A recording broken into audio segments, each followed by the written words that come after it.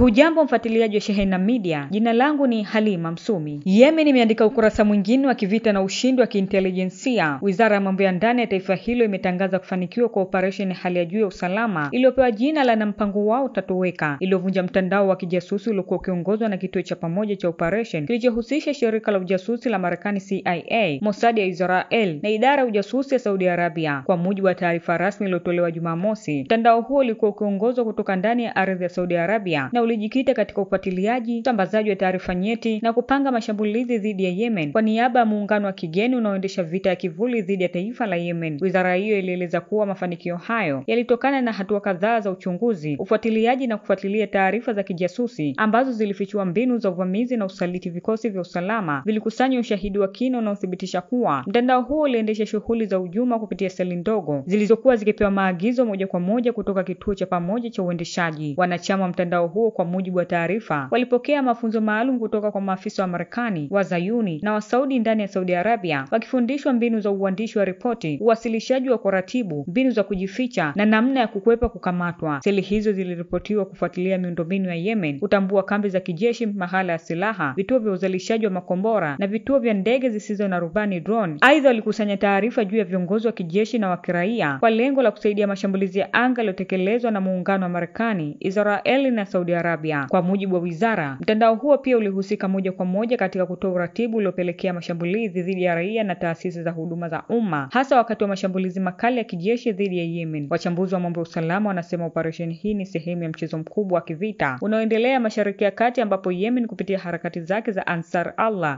imejipambanua kama ngome ya upinzani dhidi ya sera za Marekani na washirika wake katika eneo hilo. Wizara ya mambo ya ndani ilitaja jaribio hilo la uundaji wa mtandao wa kijasusi kama hatua mpya ya uchokozi dhidi ya Yemen, ikisisitiza kuwa lengo lake lilikuwa kudhoofisha uwezo wa kijeshi wa nchi hiyo na msimamo wake wa wazi wa kuiunga mkono Gaza na watu wa Palestina. Katika hitimisho la taarifa yake, wizara hiyo iliwasihi wananchi wa Yemen kuendelea kuwa macho dhidi ya njama na hila za maadui, huku ikiwapongeza raia waliotoa taarifa ambazo zimesaidia kuvunja mtandao huo hatari. Tutadumisha ulinzi wa taifa, tutashinda njama zao na tutaendelea kusimama bega kwa bega na Gaza na mataifa yote huru, ilisoma sehemu ya taarifa hiyo. Kwa maneno ya kishujaa yaliyojaa sauti ya mapambano, wizara ilihitimisha kwa kusema, tutaheshimu damu za mashahidi wetu, tutaponya majeruhi wetu na tutaendelea hadi ushindi wa Yemen na mataifa yote huru duniani utapatikana.